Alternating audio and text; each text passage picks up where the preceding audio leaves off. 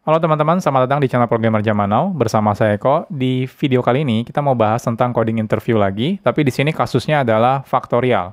Ini kasus yang sering sekali diajukan ya ketika coding interview. Kenapa? Karena sebenarnya soalnya sederhana. Tapi walaupun sederhana ya belum tentu ini juga ya, banyak yang lolos juga belum tentu gitu ya.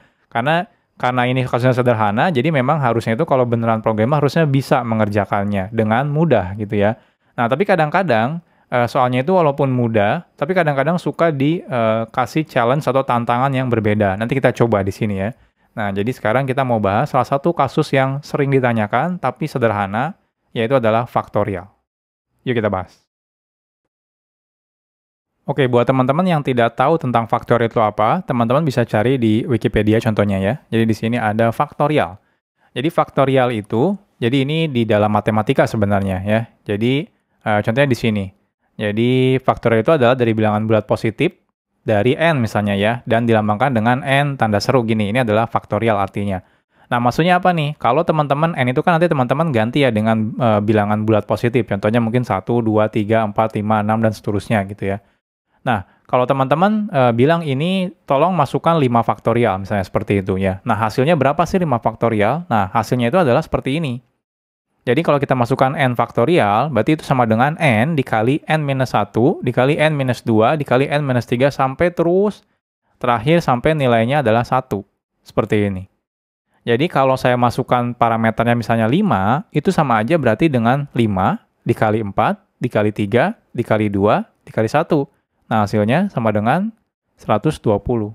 Jadi simple banget sebenarnya faktorial itu. Teman-teman kalau sekilas, wah ini kayaknya pakai perulangan aja bisa gitu ya. Ya emang harusnya dengan pakai perulangan ya, itu simple banget. Dengan kita bikin perulangan dari angka ini, turun sampai 1 misalnya, lalu tiap perulangannya dikalikan saja nilainya. Selesai, dapat deh hasilnya. Oke, jadi ini adalah kasus faktorial. Nah, sekarang kita coba ya. Nah, ini kalau teman-teman pengen lihat, ini hasil-hasilnya nanti kita samakan ya. Kalau 0, nah ini spesial ya, kasus untuk 0. Karena kan kalau apapun dikalikan 0 kan nggak bisa ya. Nah, jadi di sini kalau kasusnya 0 itu selalu dibalikinnya adalah 1. Nah, selanjutnya baru. Kalau 1 kan berarti 1. Kalau 2 kan berarti 2 kali 1 ya. Kalau 3 berarti kan 3 kali 2 kali 1. Hasilnya adalah 6. Kalau 4 berarti 4 kali 3 kali 2 kali 1 hasilnya 24 dan seterusnya. Jadi ini lumayan banyak ya. Oke, kita akan coba buat implementasi dari faktorial ini. Oke, di sini saya akan menggunakan bahasa pemrograman Java, tapi harusnya bahasa pemrograman apapun sama aja ya. Oke, kita akan coba implementasi. Di sini saya akan buat namanya factorial test.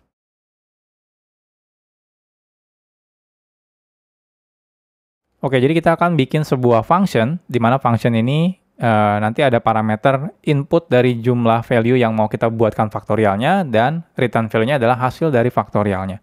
Jadi di sini contohnya balikannya adalah integer, misalnya faktorial. Nah, di sini kita inputkan integer value-nya berapa. Oke, nah sederhana sebenarnya ya. Yang pertama kan tadi ada special case ya. Special case-nya itu adalah yang 0 ini. Jadi kalau 0 kita langsung balikan 1 aja, karena nggak bisa 0 dikalikan yang lain gitu ya. Karena nanti hasilnya jadi 0 lagi gitu ya. Jadi di sini kita kasih special case kalau value-nya adalah 0, atau ya misalnya orangnya masukin yang salah deh, misalnya contohnya negatif 1 dan sebagainya gitu ya. Jadi kita bilang kurang dari sama dengan 0 gitu ya. Nah, ini kita langsung return-kan 1, seperti ini. Nah, kalau bukan, baru di sini kita mulai hitung. Nah, gimana cara hitungnya? Hitungnya simple banget, kita bikin perulangan aja ya, dari value sampai 1. Jadi kalau value-nya 5, berarti nanti perulangannya 5, 4, 3, 2, 1. Nah, di sini kita akan menggunakan perulangan seperti biasa, for i ya. Nah, tapi ini dimulai dari bukan 0, dimulai dari value ya. Value-nya kalau masuknya 5, berarti dia dimulai dari 5. Nah, ini berarti kondisinya bukan kurang dari ya, karena kita turun. Jadi selama dia lebih dari atau sama dengan si 1 ya. Jadi kita sampai 1, nah ini pun bukan plus-plus tapi turun gitu ya. Nah, seperti ini. Nah, selanjutnya apa yang dilakukan? Yang dilakukan adalah kita kalikan aja i-nya gitu ya. Jadi di sini kita bikin temporary variable result misalnya dimulai dari 1 gitu ya. Nah, langsung di sini result sama dengan result dikali i gitu ya. Nah, seperti ini. Atau ya langsung bisa seperti ini. dikali sama dengan I. Lalu kita returnkan si resultnya. Nah, harusnya selesai. Simple banget ya. Faktorial itu gampang banget. Oke, untuk membuktikan kita bikin unit testnya. Tes faktorial. Oke, kita akan coba assertion. Assert equals. Nah, contohnya di sini equals-nya berapa nih? Nah, oke, kita kalau misalnya 1 gitu ya, hasilnya harus 1 ya, kalau faktorial misalnya di sini faktorial 0. Seperti ini ya. Nah, kalau faktorialnya 1, dia juga harus 1. Kalau faktorialnya 2, berarti dia 2 kali 1 ya, dia harus 2. Kalau faktorialnya 3, berarti ini hasil ini dikali 3, berarti 6 gitu ya. Nah, kalau misalnya faktorial 4, berarti 24, dan seterusnya gitu ya. Nah, teman-teman bisa ikutin value yang di sini aja nih. Habis itu 120 dan seterusnya untuk memastikan ya kalau ini benar.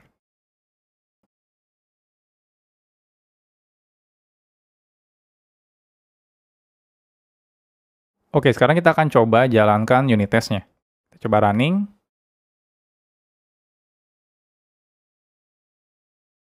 Nah, hasilnya sudah benar semua ya. Berarti faktorial yang kita buat itu sudah benar.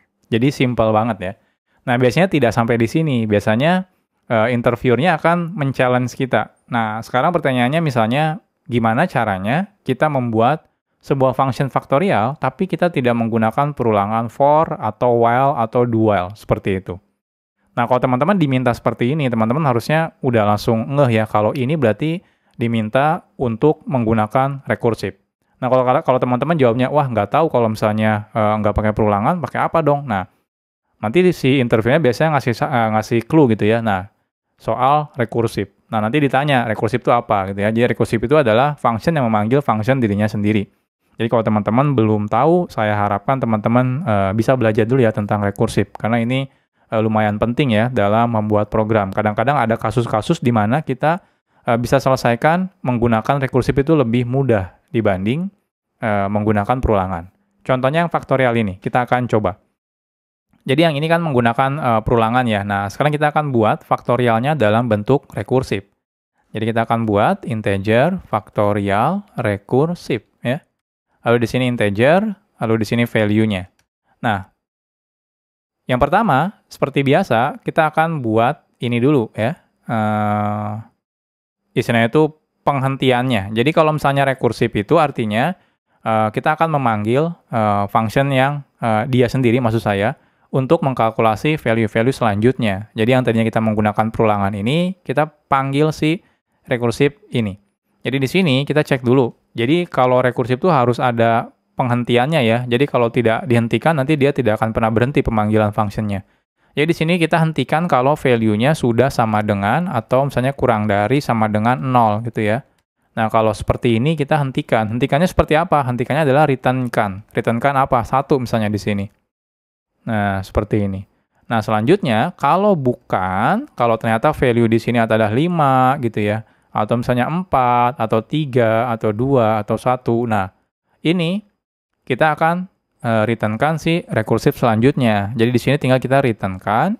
Nah, berarti value ini, gitu ya, jadi value ini dikali hasil dari faktorial selanjutnya. Jadi, faktorial selanjutnya, rekursif ini, tapi di sini value-nya tidak menggunakan value lagi. Value-nya adalah kita kurangi 1. Seperti ini. Jadi nanti kalau teman-teman perhatikan, nanti dia jadinya seperti ini. Jadi kalau kita masukkan 5 gitu ya, nanti dia itu 5 gitu ya. Di sini dikali faktorial 4 gitu ya. Nah, seperti ini. Nanti hasilnya 5 akan menjadi dikali 4 dikali faktorial 3. Seperti ini. Nanti selanjutnya dia akan menjadi 3 dikali faktorial 2, seperti ini. Nanti terus dia akan terus-terusan 2 dikali faktorial 1 gitu ya. Nah, terus sampai akhirnya dia dikali 1 dikali faktorial 0. Di mana 0 itu adalah 1 nanti akhirnya kan. Karena di sini kita returnkan kalau dia 0 gitu ya, itu 1. Jadi seakan-akan seperti ini. Jadi 5 kali 4 kali 3 kali 2 kali 1 ya dikali 1 lagi. Berarti ini harusnya hasilnya 120 seperti ini. Jadi ini kalau kita menggunakan ini ya, rekursif. Jadi kalau teman-teman perhatikan, ini lebih sederhana banget, cuma berapa baris ini? 1, 2, 3, 4, 5 gitu ya. 5 pun ini gara-gara if else-nya gitu ya. Kalau nggak pakai if else itu ya istilahnya logiknya cuma 1, return 1 sama return ini, rekursif ini. Jadi kita nggak perlu lagi pakai perulangan sekompleks ini. Jadi ini kalau kita selesaikan menggunakan rekursif. Jadi lebih sederhana. Contohnya yang faktorial ini lebih gampang kita selesaikan menggunakan rekursif. Oke, untuk memastikan kita akan coba ya. Kita akan jalankan unit testnya. Jadi di sini faktorial rekursif. Nah, ini kita ganti faktorial rekursif. Ini kita ganti semuanya. Oke, selesai. Kita coba jalankan unit testnya. Nah, dua-duanya sukses. Artinya, kita sudah berhasil menyelesaikan faktorial ini. Yang pertama menggunakan perulangan biasa, ya, for. Yang kedua menggunakan rekursif. Nah, sampai di sini, teman-teman sekarang tahu ya, jadi biasanya di challenge lebih kompleks, bukan lebih kompleks sih, maksudnya solusi yang lain gitu ya, yang tidak menggunakan perulangan. Nah, kalau misalnya teman-teman bisa menyelesaikan ini dengan cepat, biasanya di challenge lagi, 1 kali lagi. Yang namanya adalah, bisa nggak masalah faktorial ini diselesaikan dengan yang namanya tail rekursif. Nah, apa itu tail rekursif? Jadi tail rekursif itu adalah rekursif yang dia itu seakan-akan tidak menunggu rekursif sebelumnya. Nah, jadi maksudnya seperti ini. Kalau teman-teman perhatikan, rekursif yang ini, rekursif yang ini tuh kalau teman-teman jabarkan itu hasilnya bakal seperti ini sebenarnya. Jadi faktorial 5 gitu ya, dikali faktorial 4 gitu ya, dikali faktorial 3 gitu ya, dikali faktorial 2, terus-terusan sampai faktorial terakhir gitu ya, 1 dan 0, seperti ini. Nah, artinya apa? Artinya, untuk mengkalkulasi faktorial yang ini, sebenarnya kita harus menunggu faktorial yang ujung dulu. Jadi dalam komputer itu nanti kalau kita manggil function, ternyata functionnya belum bisa membalikan nilai, tapi dia harus manggil function yang lainnya, habis itu dia ternyata harus manggil functionnya. Maka itu akan bertumpuk, istilahnya dalam stack ya, jadi dalam tumpukan si functionnya. Nah, kalau terlalu dalam, contohnya teman-teman mungkin kalau 5 faktorial simple ya, gimana kalau tiba-tiba disuruh minta, coba cari faktorial 100 juta gitu ya. Nah, itu mungkin nggak akan bisa dihandle. Kenapa? Karena tumpukan memanggil rekursifnya itu bisa sampai 100 juta. Jadi dia harus menunggu sampai yang ujung, yang 0, baru dieksekusi nanti ke yang 1, ke 2, dan seterusnya. Seperti itu. Jadi yang faktorial 5 itu tidak bisa dieksekusi dulu sampai faktorial 4. Faktorial 4 tidak bisa dieksekusi sampai faktorial 3 selesai. Ini juga nggak bisa sampai faktorial 2 selesai. Ini juga nggak bisa sampai faktorial ini selesai. Ini nggak bisa sampai ini. Nah, kalau ini udah selesai, baru balik ke sini, balik ke sini, balik ke sini. Jadi kalau teman-teman nyari faktorial 1000, maka teman-teman harus nyari ke dalam 1000 dulu. Nanti dari ujung baru balik lagi. Seperti itu. Nah, ini problem kalau teman-teman menggunakan rekursif biasa. Nah, idealnya kasus-kasus misalnya tergantung bahasa pemrogramannya. Ada beberapa bahasa pemrograman yang mendukung tail rekursif. Nah, sebenarnya kalau di Java sendiri nggak mendukung tail rekursif. Tapi kadang-kadang teman-teman perlu ini juga ya, perlu tahu juga tentang tail rekursif, walaupun mungkin bahasa pemrogramannya tidak mendukung tail rekursif. Nah, oke, jadi di sini syarat tail rekursif itu teman-teman jangan ada ini, return value-nya di sini harus memanggil langsung si rekursif functionnya doang. Jadi jangan sampai memanggil functionnya terus dioperasikan dengan data yang lain. Nah, ini contohnya value dikali faktorial rekursif. Nah, itu jangan. Nah, kalau teman-teman mau tail rekursif itu harusnya manggil ini doang. Manggil ini doang. Nah, coba pertanyaannya kalau manggil ini doang gimana caranya gitu ya. Nah, kalau misalnya manggil ini doang, nah teman-teman biasanya kalau untuk tail rekursif itu nilainya itu dikirimkan ke parameter. Makanya biasanya kalau di tail rekursif itu biasanya kita tidak menggunakan satu parameter saja. Biasanya kita menggunakan 2 parameter. Parameter yang pertama adalah value-nya, nilainya, nilai sementaranya. Nah, yang ketiganya adalah, keduanya adalah si iterasinya. Jadi seperti ini. Jadi di sini kita akan buat integer factorial tail rekursif. Seperti ini. Nah, biasanya di sini parameter pertama adalah value pertamanya. Bukan value, total ya. Total dari si faktorialnya. Nah, yang kedua adalah value-nya. Nah, seperti ini. Nah, bedanya apa? Bedanya adalah kalau misalnya ini di dalam faktorial tail, ya ada tail-nya, tail rekursif, itu nanti harapannya kita manggilnya cukup seperti ini. Jadi kalau faktorial 5, faktorial 5 gitu ya, nanti itu jadinya misalnya faktorial, nah langsung manggil 5,4 gitu ya. Nah, habis itu nanti kita kalikan, 5 kali 4 berapa? 20. Nah, nanti dia manggilnya adalah faktorial gitu ya. Lalu di sini adalah 20,3 misalnya, seperti ini. Lalu dia dikalikan 20 dikali 3 berapa gitu ya. Nah, 20 kali 3 adalah faktorial 60,2 gitu ya. Nah, seperti itu. Nah, setelah itu faktorial 60 kali 2 adalah 120,1. Nah, selanjutnya berarti faktorial gitu ya. 120 kali 1 120 gitu ya. Lalu di sini 0. Nah, kalau sudah 0 ya udah kita balikan langsung si nilai ininya. Di sini 120. Seperti ini. Jadi seakan-akan kalau teman-teman perhatikan, dia bakal seperti ini. Nah, lihat. Jadi dia tidak tidak butuh menunggu istilahnya. Jadi tidak butuh menunggu function sebelum rekursif sebelumnya. Beda kayak ini. Ini kan 5 dikali faktorial 4. Oke, sebelum kita bisa kalikan, kita harus nunggu faktorial 4 dulu. Ternyata faktorial 4 itu adalah 4 dikali faktorial 3. Oke, sebelum kita bisa kalikan 4, kita harus nunggu faktorial 3 dulu. Lalu ternyata 3 dikali faktorial 2. Oke, sebelum kita bisa mengkalikan 3, kita harus nunggu dulu faktorial 2. Jadi terus lihat, panjang banget kan? Sampai di ujung baru bisa dikalikan. Nah, kalau ini beda. Ketika kita masukkan faktorial 5 pertama misalnya ya. Nah, di sini mungkin teman-teman bisa masukkan dulu value di sini pertamanya 1 gitu ya. Nah, seperti ini. Jadi 1 dikali 5 gitu ya. Nanti hasilnya 5. Nanti 5 dikali 4 hasilnya 20. Jadi di sini kalau teman-teman perhatikan, kita tidak perlu menunggu function rekursif selanjutnya gitu ya. Bisa langsung dapat dari sini. Nah, jadi ini bedanya tail rekursif sama rekursif biasa. Jadi di sini kita bisa lakukan if value-nya kurang dari sama dengan 0, kita akan langsung return-kan si totalnya. Seperti ini. Nah, else, nah di sini kita cukup langsung return-kan faktorial tail rekursif. Nah, totalnya di sini berarti total yang sebelumnya dikalikan value. Nah, seperti itu. Lalu kita kirimkan ke rekursif selanjutnya adalah value minus 1. Nah, seperti ini lihat. Jadi di sini tidak ada value dikali gitu ya. Faktorial selanjutnya enggak. Jadi kita enggak nunggu ini. Jadi enggak ada operasi. Jadi kalau tail rekursif itu harus di sininya cuma manggil si faktorial rekursif selanjutnya. Jadi ini hasilnya bakal seperti ini. Jadi lebih sederhana ya. Nah, ini beberapa bahasa pemrograman seperti contohnya Scala, Kotlin gitu ya, dia bisa mengoptimize istilahnya tail rekursif.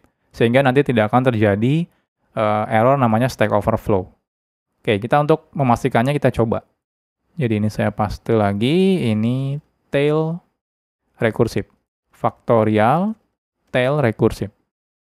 Berarti di sini dimulai dari 1 ya, selalu totalnya 1 dulu.